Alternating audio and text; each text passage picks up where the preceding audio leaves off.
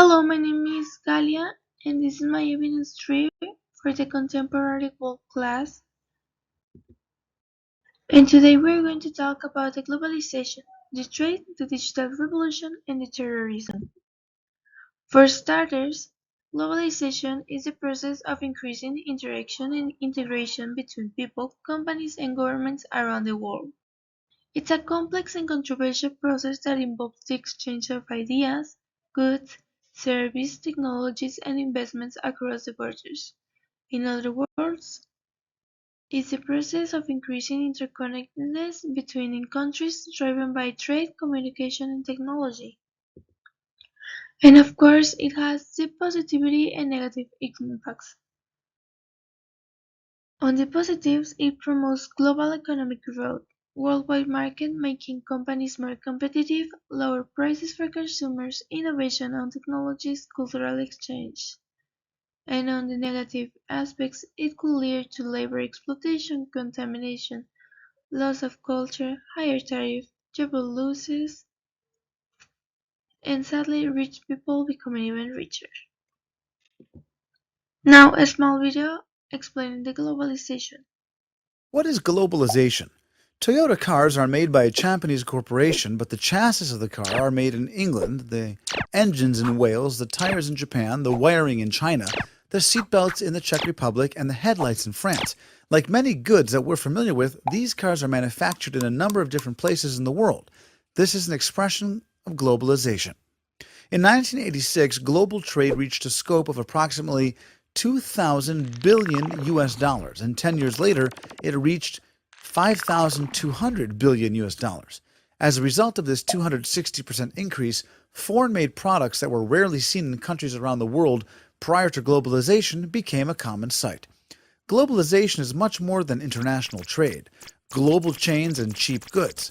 Globalization is a process where countries around the world are becoming closer in a number of areas. It influences people, immigration, employment, ideas, and knowledge. 21% of Canadians were not born in Canada. 69% of Kuwaitis are foreigners, and factories of international companies are built in various places around the world, employing numerous workers. Many goods are manufactured and sold identically around the world. Globalization changes the face of society, is the source of demonstrations and revolutions, presents us with faraway cultures, and even allows us to pursue justice around the world. The main economic expression of globalization is international trade, and it brings knowledge within reach, enriches our knowledge, and expands it. World trade has grown at twice the rate of the global economy since 1960, partly as a result of globalization in the financial markets, payments, injections of capital, and cross-border investments. Global trade has caused the rise of many world powers in history. Marco Polo in 1306, Columbus in 1492, Bretton Woods in 1945, and the fall of the Berlin Wall in 1989. In the long term, it is apparent that financial empires overcame military powers. In the late 20th century, global trade made China into the power that it is. With cheap manpower, China created an enormous export machine that many claim have harmed numerous industries around the world, such as the textile industry. The factors that drive globalization cannot be stopped. Now the next topic goes along with globalization, trade. Trade is the exchange of goods and services between countries promoting economic growth. Now, the World Trade Organization is the central pillar of global trade management, with its main objectives being to promote the smooth functioning and predictability of the international trading system, thereby facilitating and unifying the cross-border flows of goods, services, and intellectual property rights, ensuring fair competition and promoting economic development. It was established on January 1st, 1995, and there are 164 countries that are members of it as of 2024. The importance of this is to help avoid trade wars, promote fair practice, and create opportunities for smaller economies to compete globally.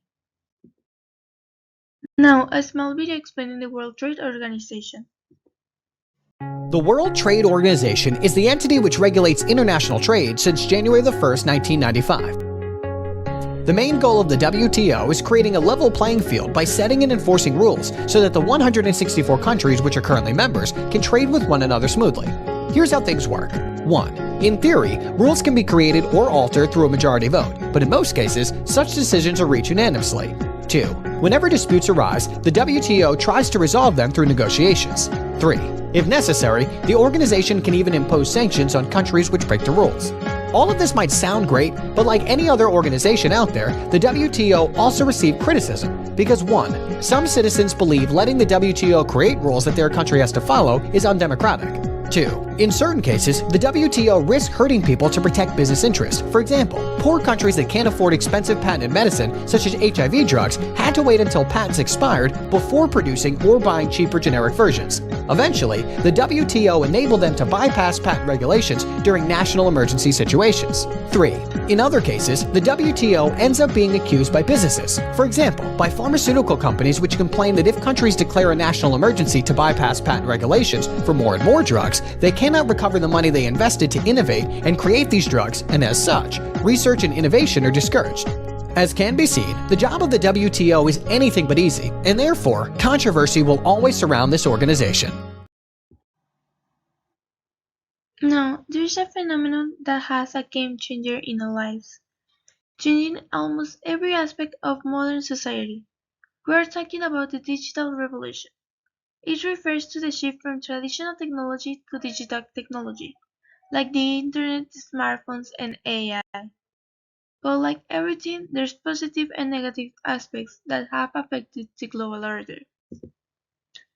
The benefits of how people join with same interests, the big exchange of ideas, the higher opportunity at work, innovation around industries, and the access to a lot of knowledge boosting productivity and improves healthcare, education, and social connections. Those are the advantages. But there are more negative effects than I care to admit.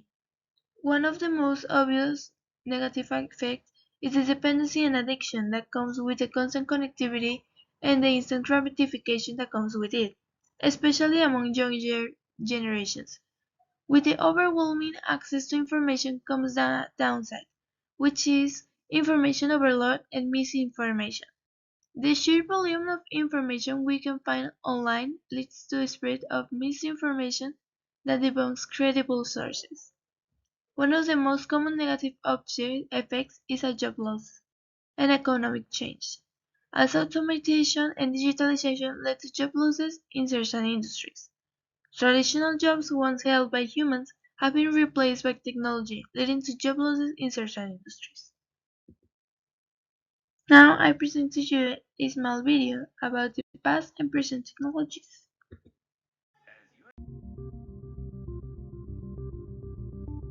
Past and present. Technology then and now.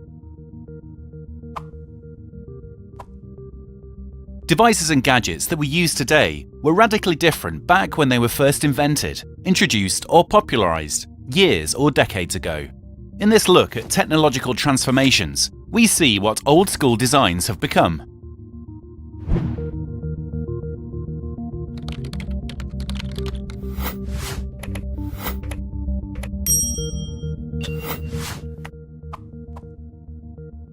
Floppy disk.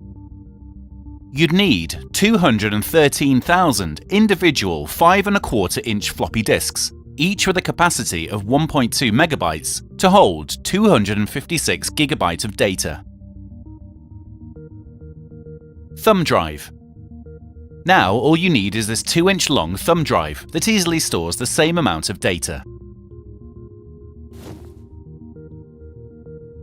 Books.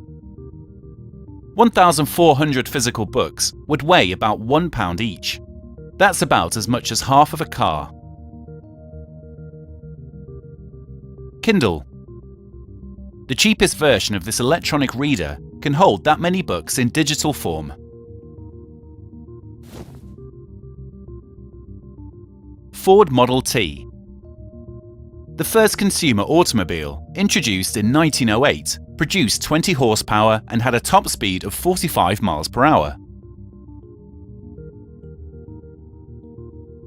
Ford GT. The 2017 Descendant has evolved into a supercar with 600 horsepower and speeds in excess of 200 miles per hour. Television. The 1948 Admiral Model 19A12 TV set had a 7-inch black and white screen with a resolution of 653 by 499 pixels. UHD TV.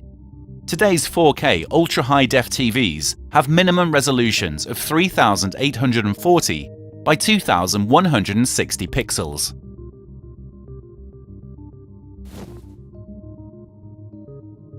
Videocam. The Super 8mm film cameras produced by Kodak in 1965 had film cartridges that recorded up to 2.5 minutes at 24 frames per second. High-def video recorder can record 1080p video for up to 4 hours and 21 minutes at 30 frames per second.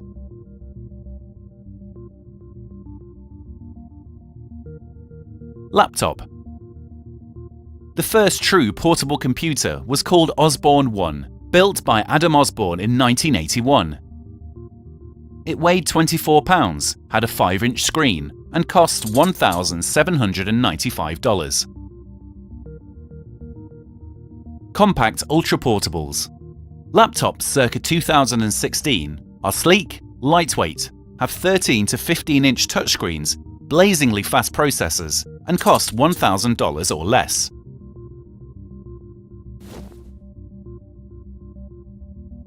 Mobile phone. In April 1973, Motorola researcher Martin Cooper made the first mobile telephone call using a device that weighed 1.1 kilos and measured 23 centimeters long. It had a talk time of 30 minutes and took 10 hours to recharge. Smartphone. There are nearly 150 mobile phone manufacturers in the world today who produce the latest ituration of this device, which is small, light, thin, and is virtually a carry-anywhere computer. ENIAC. Built in 1946 by Pennsylvania University scientists, the Electronic Numerical Integrator and Computer, ENIAC, was a 30-ton behemoth with over 17,000 vacuum tubes, 70,000 resistors, and 10,000 capacitors, filling up a 30 by 50 foot room. Portable calculator. Modern-day electronic pocket calculators became available in the 1970s, after the first microprocessor was developed by Intel for Japanese calculator company Bizicom. Now, pocket calculators by Texas Instruments put enormous computing power in a smartphone-sized package.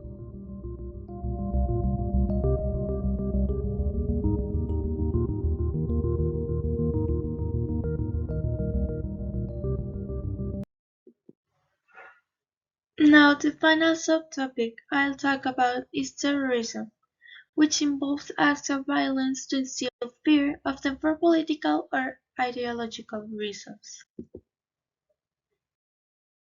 I've talked about the digital age, but what does it have to do with terrorism? Technology has always been a double-edged sword, and its relation with terrorism is no exception. Advances in technology have given terrorists access to advanced weaponry, including drones and cyber weapons, allowing them to carry out attacks with devastating consequences while maintaining a degree of anonymity. In addition, advances in communications technologies such as facial recognition, data mining, and social networks have facilitated rapid responses to terrorist attacks, allowing emergency services to effectively coordinate and disseminate information to the public and provide rapid assistance to affected areas.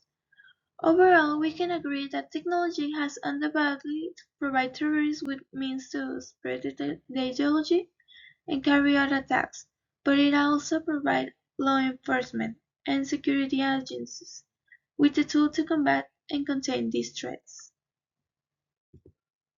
And now I present to you a small video about how terrorists use the social media.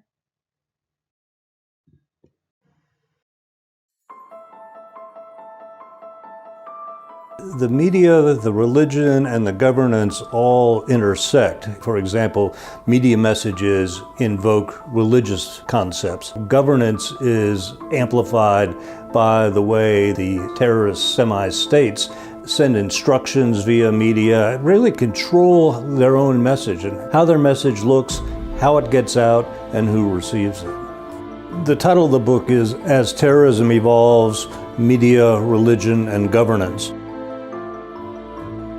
One of the things I talk about in the book is the one-on-one recruitment that they do. It takes enormous patience and enormous amounts of time, but when Islamic State finds a person who is perhaps interested, there's a courtship that goes on involving gifts, everything from copies of the Quran to bars of chocolate that get sent to that person, but the dialogue continues online. Terrorists have always manipulated media, whether it's news coverage or using media as Islamic State does to publicize itself, and most importantly to recruit. Islamic State and Al-Qaeda both have had their own news services. They have their own production facilities. They are playing to a certain extent the same game that people in the traditional news media play. Violence to terrify for political purposes. That's the key to terrorism. For instance, with the attack in New York in 2001, that was designed not just to kill people, but to terrify people. Several thousand people were killed, but millions were terrified by what they saw on their television screens or read about in the newspapers or just talked about with family and friends. Journalists need to become much more knowledgeable and not be covering terrorist attacks simply as spot news, that you take a single attack and that's it. Really, the issue is not so much whether they're covered, but how they're covered. It all starts to resonate personally, and you think, do I want to live this way? Do I want the next generation to live this way with this constant fear? We need to know more about this in terms that not only appeal to the experts, but also to the general public.